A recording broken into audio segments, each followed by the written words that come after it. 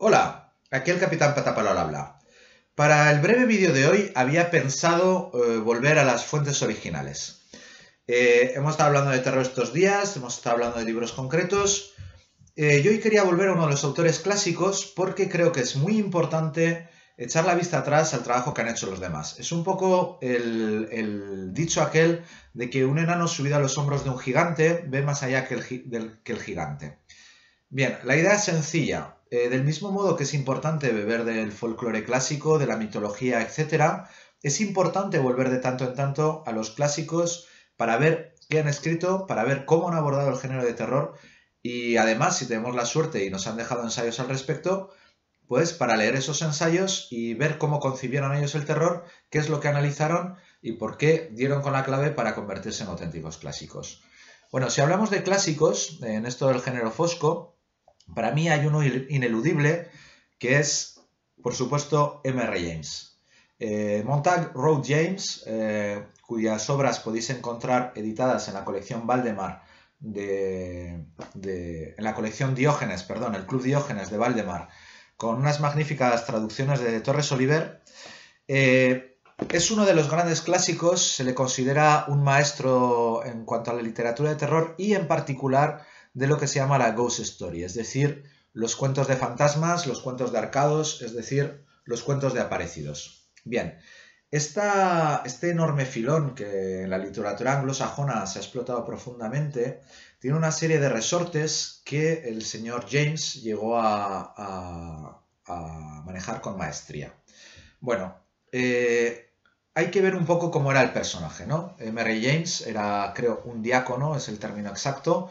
Era un tipo que trabajaba en uno de estos colleges británicos en los cuales tenemos estos escenarios que luego han inspirado cosas como Hogwarts de Harry Potter. Son estos edificios góticos o neogóticos más bien en los que pues, hay salones, hay bibliotecas, hay esos salones de fumar donde se encontraban los distintos docentes como si fuera un club, incluso ciertos alumnos aventajados. Es un ambiente muy propio para este tipo de historias, o que al menos nosotros hemos relacionado mucho con estas historias, quizás precisamente porque gente como M.R. James se dedicó a escribir historias de terror.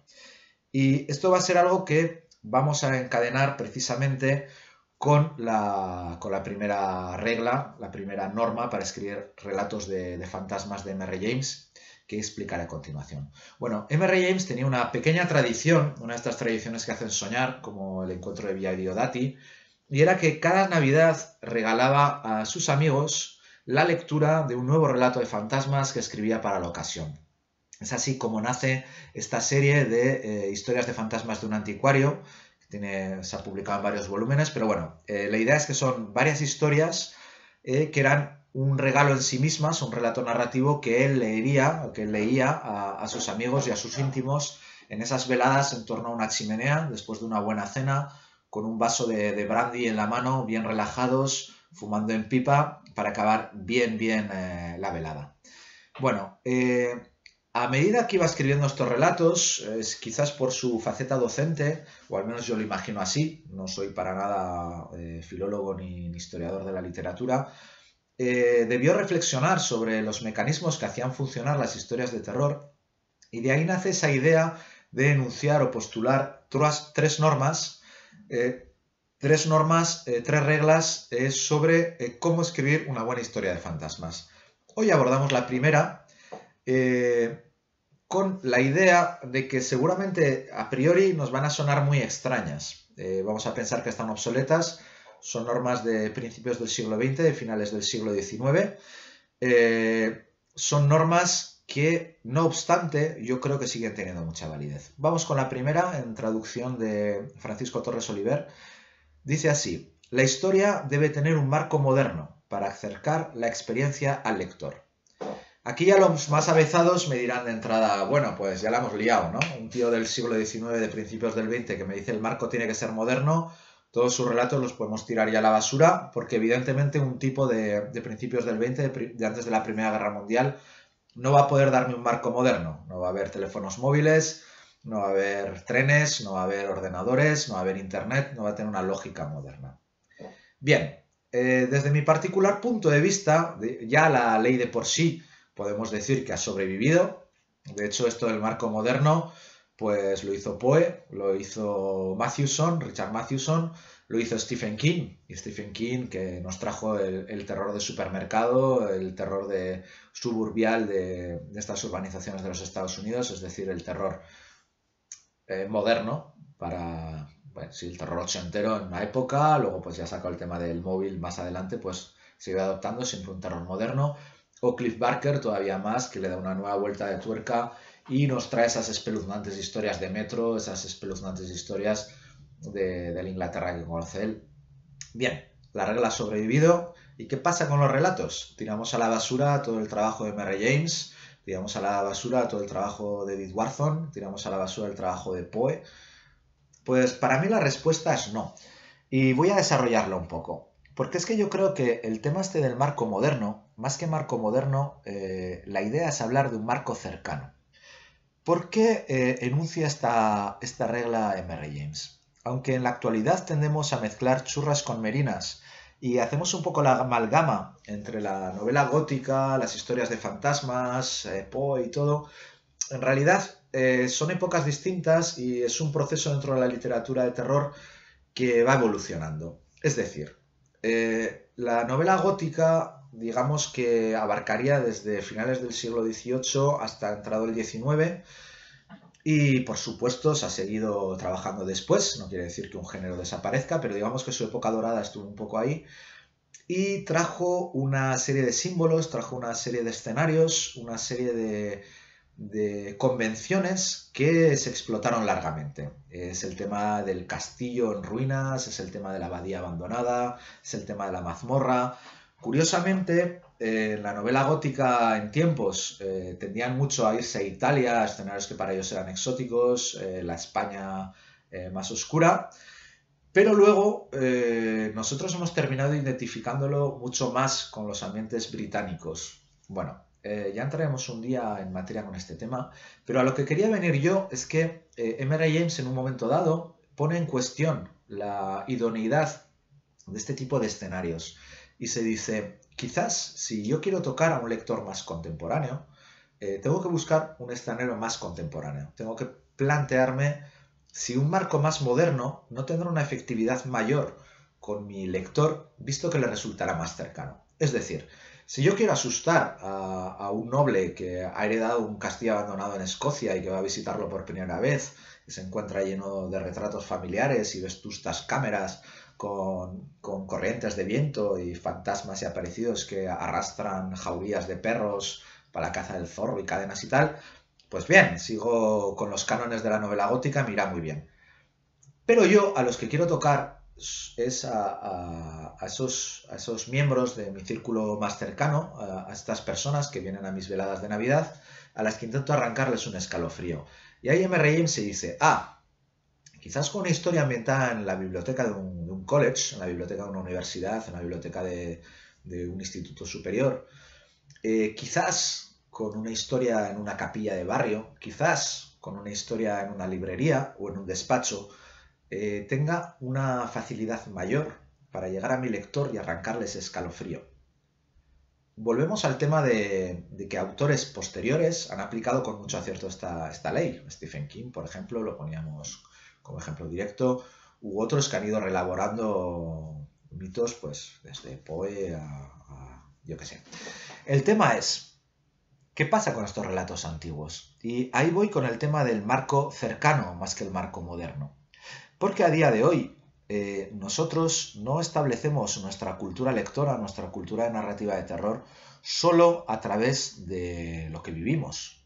Yo vivo perdido en un bosque en Ardèche y si quiero contar una buena historia de terror a mis alumnos, probablemente pues la ambiente por aquí. Es un recurso muy válido. Pero esa misma historia puede tocar a un lector más lejano, sí, porque en el siglo XIX la cercanía de otros escenarios era más limitada. La prensa pues te hablaba de Crimea y del Medio Oriente pues cuando había una guerra por allá, hablaba de Egipto pues porque la pasión por la egiptología tuvo mucho tirón y hay determinados lugares, lo vemos, pues por ejemplo Estados Unidos, Arthur Conan Doyle vuelve varias veces sobre esos escenarios de Estados Unidos, Pues porque resultaban de una cierta cercanía a los lectores, le permitían combinar un toque de exotismo con un toque de cercanía. A día de hoy, ¿qué conocen nuestros lectores? Pues prácticamente todo.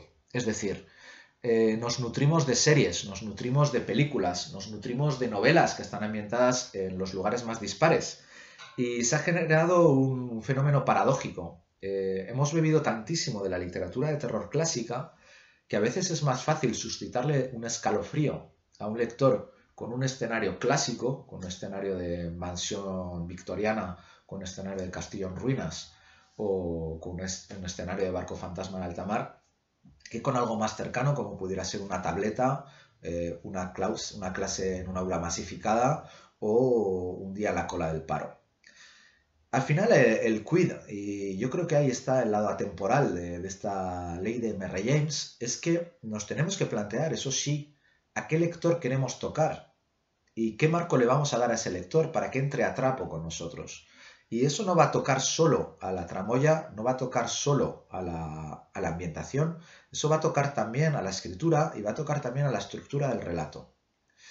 Es muy importante no perder de vista esto. A día de hoy nosotros disfrutamos muchísimo con los relatos de M.R. James, pero no estaban dirigidos a nosotros. Estos relatos estaban dirigidos a una gente que vivía en un cierto mundillo. Del mismo modo que Edith Wharton, que he mencionado antes, escribe unos magníficos relatos de fantasmas, pero que tampoco están destinados al mismo público que los de M.R. James. Wharton, con su experiencia de institutriz, trabajando en el interior de familias, aporta una visión del interior de las familias victorianas francamente interesante. Ella vio cómo se pasaban las cosas dentro de las mansiones y quizás por eso, en ciertos aspectos, conecte más con la novela gótica. Ya profundizaremos un día en esta autora, pero a lo que quiero llegar es, cada autor se busca un público objetivo. Si M.R. James funciona a día de hoy prácticamente con todos los lectores de terror, no es porque nos buscara a nosotros como objetivo, sino porque nosotros nos hemos nutrido de esa tradición. Pero eso no va a funcionar a día de hoy. A día de hoy, si llega un nuevo M.R. James, no se va a poner a escribir lo mismo que M.R. James, excepto si se pone a hacer un homenaje, como hicimos en el Calabaza Siglo de Sombras, o si decide profundizar de una otra forma en la literatura del siglo XIX, que es totalmente válido. Yo mismo lo hago, lo he hecho en Al otro lado del espejo, la última antología que he publicado. Lo que quiero decir es que a día de hoy, cuando un escritor se plantea a quién quiero tocar con mis escritos, no es banal la cuestión del marco. Si mi público lector van a ser mis alumnos de instituto, tengo interés a mostrarles una ambientación de zona rural, de zona francesa, de historias de instituto. Podemos hacerlo perfectamente. M.R. James lo hizo. Aunque ahora nos pueda parecer evidente un bibliotecario con telarañas en los ojos o yo qué sé, una librería maldita o un despacho con una pluma que ansía sangre, fueron rupturas en el género. Gracias a Clive Barker sabemos que un viaje en el metro puede ser espeluznante. Gracias a Stephen King sabemos que contratar a alguien para animar una fiesta de cumpleaños no es banal.